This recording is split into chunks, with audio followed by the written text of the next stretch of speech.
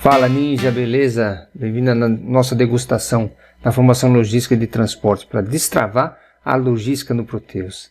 Nessa segunda aula aqui a gente vai falar sobre sincronização de tabelas no Proteus. A base sólida para integração com GFE, TMS, OMS e YMS.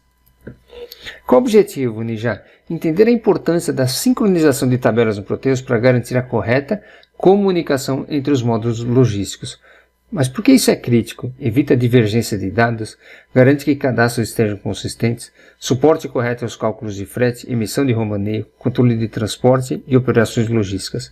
Aqui é a dica de Ninja. Lembra que eu mostrei para você na aula anterior que eu tenho lá parâmetros do sistema e eu posso integrar um GFE, só ter o GFE na empresa e eu faço todos os cadastros de emitentes, tudo lá dentro do GFE mesmo. E aí eu consigo controlar tudo pelo GFE.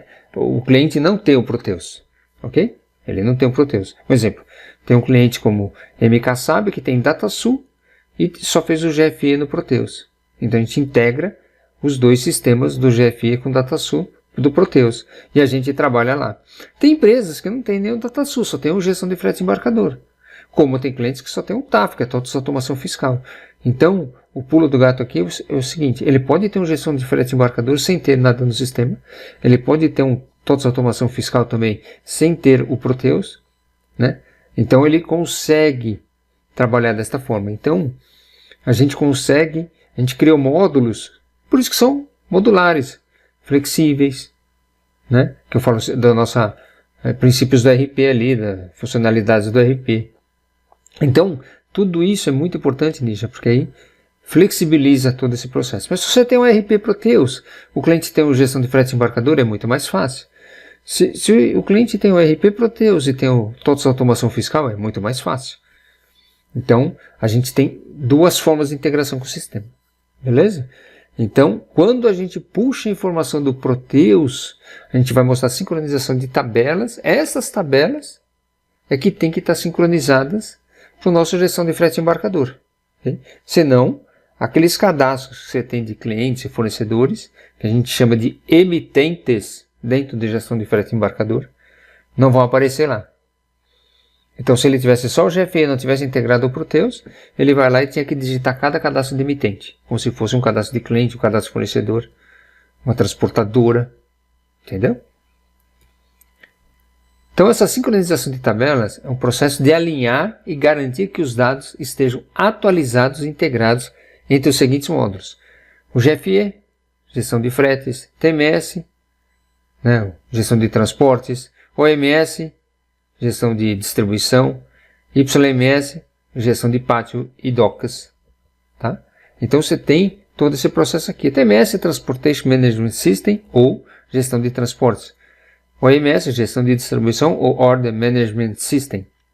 YMS, Yard Management System, que é controle das docas e portaria ali, pátio. Então esse processo todo, o que ele tem que fazer? São cadastros essenciais que eu preciso trazer de um lado para o outro. Então de um lado, de um back-office, a gente tem clientes, fornecedores, transportadores, tipo de veículo, locais de entrega. A gente tem tudo isso lá.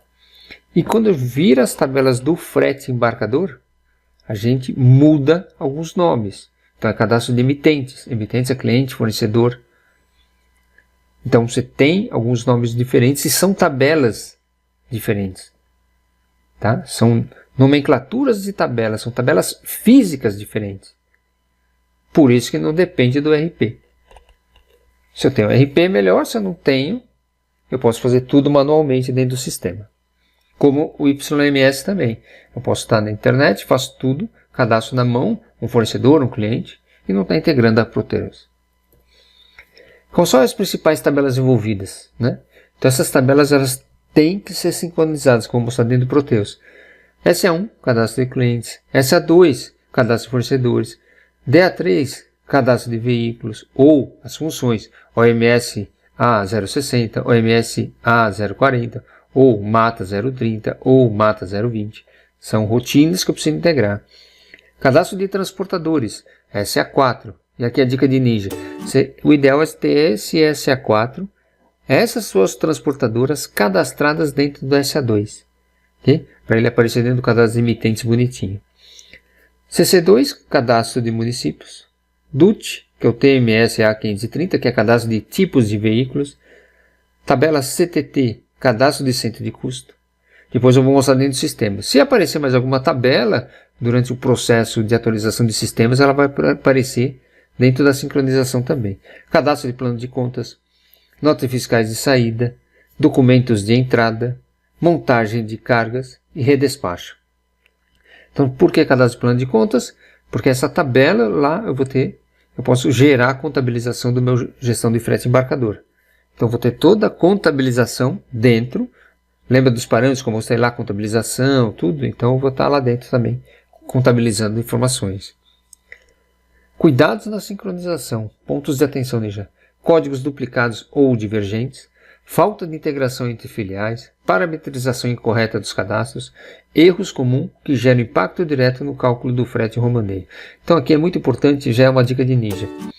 No cadastro de emitentes, no cadastro de clientes dentro do sistema, como é, se eu tivesse a loja, varejo, eu tenho que cadastrar um cliente padrão lá dentro para poder servir como um cliente padrão para o meu PDV, para o meu Siga Loja. Eu tenho que ter parametrização do sistema, tá? A gente tem a nossa formação de varejo também. Depois, se tiver por aí, você já clica nela e pode comprar também.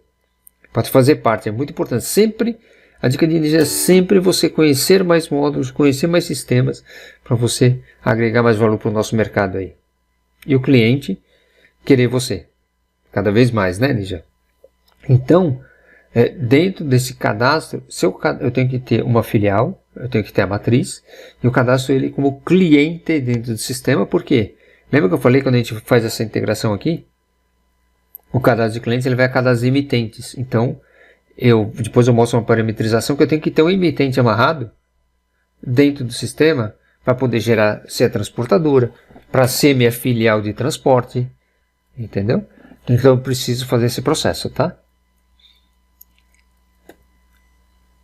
Quais são os benefícios de uma sincronização correta? Romaneio gerado sem erros, cálculo de frete exato, integração perfeita em GFE, OMS, TMS, YMS, redução de erros operacionais, aumento da produtividade logística.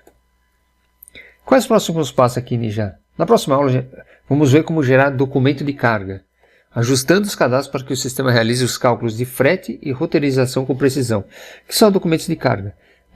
Eu tenho minha nota fiscal, meu pedido de venda vira uma nota fiscal. A minha nota fiscal, uma quantidade de notas fiscais vai gerar um romaneio de carga. Cada nota fiscal é um documento de carga. Então eu junto meus documentos de carga e gero um romaneio de carga. Nesse romaneio de carga eu vou gerar um cálculo de frete. Então todo esse processo você vai ver nessas 7 aulas aqui, tá, Ninja? Mas a gente tem que gerar um documento de carga, ou manualmente, ou integrar no pedido de venda, que você também vai ver nas aulas aqui. Quer ir além? Conheça a formação completa, logística de transporte em Proteus, com GFE, TMS, OMS e YMS. Desbloqueie seu potencial logístico no Proteus e transforme seus resultados.